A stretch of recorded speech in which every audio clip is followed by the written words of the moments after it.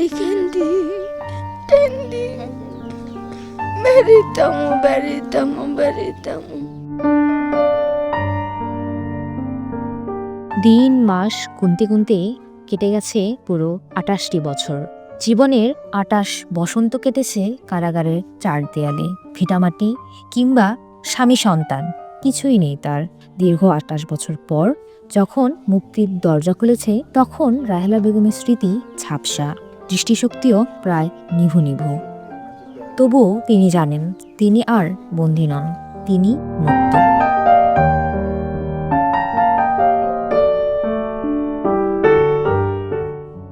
১৯৯৮ সালের একটি হত্যা মামলায় যাবজ্জীবন কারাদণ্ড রায় হয় নওগাঁর আত্রাই উপজেলার বাসিন্দা রাহেলা বেগমের। এরপর কারাগারেই কেটেছে তার দীর্ঘ সময়। চলতি বছরের ১২ জানুয়ারি তার সাজা শেষ হলেও মুক্তির পথে বাধা হয়ে দাঁড়ায় জরিমানার ৫,৫০০ টাকা। অর্থ পরিশোধে অক্ষম হওয়ায় তার সাজা আরও ২ বছর বাড়ার আশঙ্কা তৈরি হয়। নিঃস্ব ও অসহায় রাহেলার এই অবস্থায় আশার আলো হয়ে পাশে দাঁড়ায় কারা কর্তৃপক্ষ। তারা নিজেরাই জরিমানার অর্থ পরিশোধ করে তার মুক্তির ব্যবস্থা করেন। বেরিতামো বেরিতামো বেরিতামো, কান্দে কান্দে কান্দে চোখের পাতা একদম। এবার তখন গেছে, তখনই আমার মনটা যতটা আছে বাড়িতে আছে পুড়ে গেছে। আর ওই দিক যা হইতেই হোক, আমার যা হইতেই হোক, আমি এটি পুড়ে গেছে। এটি নিম্মুড়ে পারলে আমি বেঁচা পারবো না, মুড়ে গেলে যা পারে তাই হোক। জেলখানাত সবাই ওটা খায়, আমাকে কেউ দেয় না জানেন। কয়ে খুব কান্নাকাটি করছে, করছে সবজি খায়, বোর খায়, জিনিস খায়, আমাকে দেয় না। তো আমি করছি দাদি শোনো, আমরা আগে দেখতে পারিনি, যে ২ দিন আসো, আমরা যেটুকু পারবো দিব, তুমি কান্দো না, আমরা আসি। আল্লাহ ভালো রাখুক, ভালো হয়ে থাক।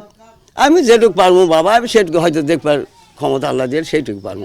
অসহায় রাহেলার নেই কোনো বাড়িঘর কিংবা স্বামী সন্তান। মুক্তির পর আশ্রয় মিলেছে বড় বোনের একটি কুঁড়েঘরে। স্বজনদের ভাষ্য, রাহেলাকে জীবিত ফিরে পাওয়ার আশাই তারা ছেড়ে দিয়েছিলেন। কারা কর্তৃপক্ষ জানায়, নওগাঁ কারাগারে রাহেলাই ছিলেন সবচেয়ে বয়স্ক নারী বন্দী। তার অসহায়তা তাদের মানবিক করে তোলে। পাশে দাঁড়াতে পেরে তারাও সন্তুষ্ট। কারা মহাপরিদর্শক মহোদয়ের নির্দেশনা আছে যে অসহায় দুস্থ বন্দীদের পাশে দাঁড়াতে। তো আমরা তার টাকাটা বন্দি কল্যাণ ফান্ড থেকে দিয়ে দেই এবং দিয়ে দেওয়ার পরে তাকে মুক্তি প্রদান করা হয়। তার একমাত্র বোন জামাই, তাকে আমরা ফোনে যোগাযোগ করি তার সাথে। তো উনি এসে তাকে নিয়ে যান। তার স্বামী নাই, বাবা মা বেঁচে নেই কেউ। তার সাক্ষাৎও খুব বেশি আসে না।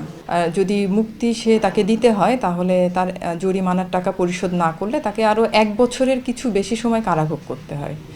তো আমরা চিন্তা করলাম যে তাকে যদি আমরা এখন জরিমানার টাকাটা দিয়ে দিই, তাহলে সে গিয়ে তার পরিবার পরিজনের সাথে তার জীবনের বাকি সময়টা কাটাতে পারবে। তো এই দৃষ্টিকোণ থেকেই মূলত এই কাজটা করা। বর্তমানে রাহেলার বয়স ৬৪ বছর। ২৮ বছর পর পেয়েছেন স্বাধীনতা, কিন্তু হারিয়ে যাওয়ার সময় যে আর কখনোই ফিরে আসবে না। Desk report, channel 24।